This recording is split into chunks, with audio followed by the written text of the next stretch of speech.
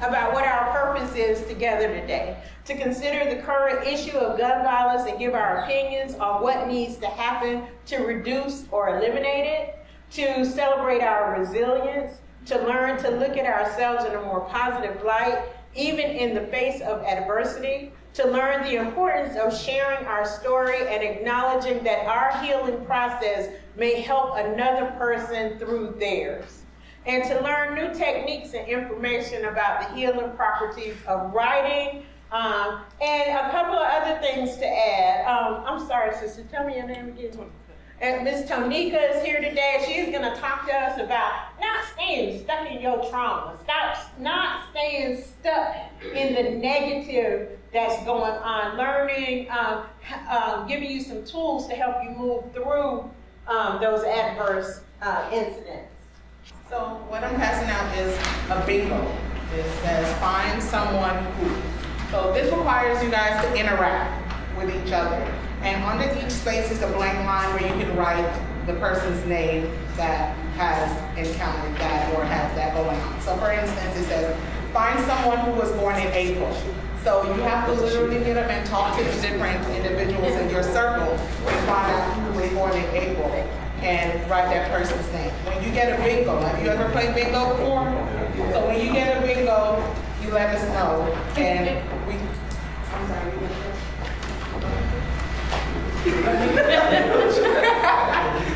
So once we get a bingo, we'll see how you get to interact and what you found out about each other, right? So like Ms. Terry said, we're a family and we want to get to know. If you think of it, we're at a family reunion, right? And we haven't seen each other in a long time. So we're getting caught up. We're getting to know each other. So you have this opportunity, 5 minutes. We'll take what we need. Okay. We got 4 hours. Oh, that's right. We do have time that you need to get to know each other, interact with each other. Go ahead.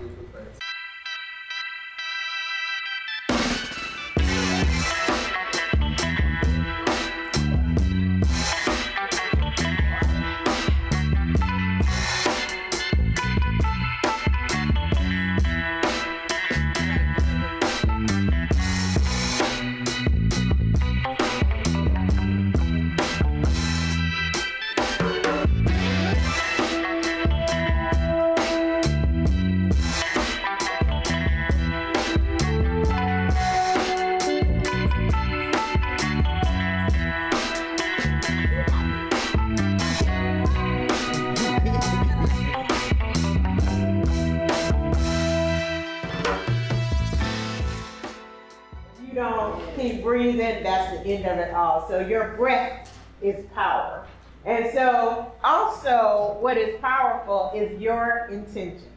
So I'm going to give everybody a glass of water. Each one pass one for me, please. And you are going to speak your intention into that water. And then you're going to take a drink.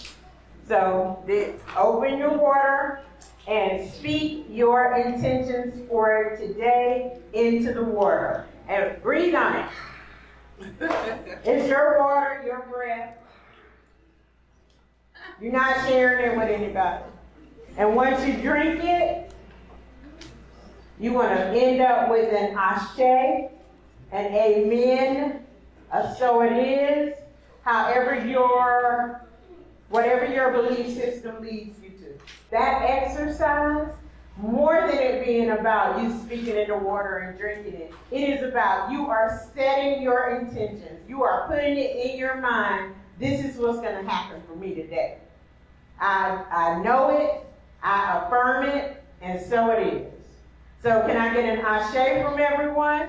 Ashe. Do you know it? Do you affirm it? And so it is. One of our main objectives today is to focus on, have a discussion about gun violence. It is so prevalent right now. We can't get away from it. For me, as an older person, it is absolutely overwhelming. Because, I grew up, as I said, cross town, down from Fletcher's. I also lived down here where it was so much drug activity and stuff going on next door to me. We didn't need to go out. I just would, go get me a drink and go sit on my front porch because it was a constant show, right? But there was in no way, shape, or form the level of gun violence and gun activity that there is today. Okay? So, does anybody feel inclined to talk about how that affects you as a young person right now? Me? It makes it hard to enjoy like time out or anything, or for the city to even improve for like if you have gatherings and stuff, because it's always going to end the same, whether it's fighting or gun violence. And like you don't get to have as many functions in the daytime or at night because people don't know how to keep their heads themselves. Okay. I feel like people use guns for recklessness and vengeance when it's not really. Guns weren't made for that purpose. They're made as protection, but now it's like you have to be cautious because even if you haven't done anything, there's a possibility that people will just shoot people to cause harm. So that's very prevalent now. Thank you for sharing, y'all. So we're gonna do this Minty poll. And so y'all bear with me. It's a technology thing and I'm old. So we're gonna hope that it works. So I want everybody to take out your phone. It should still be on silent though. It's when you think of feeling safe, what words come to mind?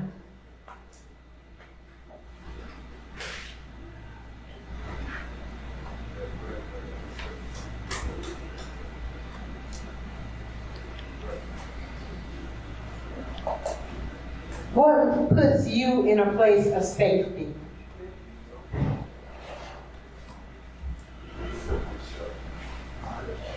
Gardening, painting, staying home, friends, sister, groups, Jesus, calmness, music, peace, family, and home.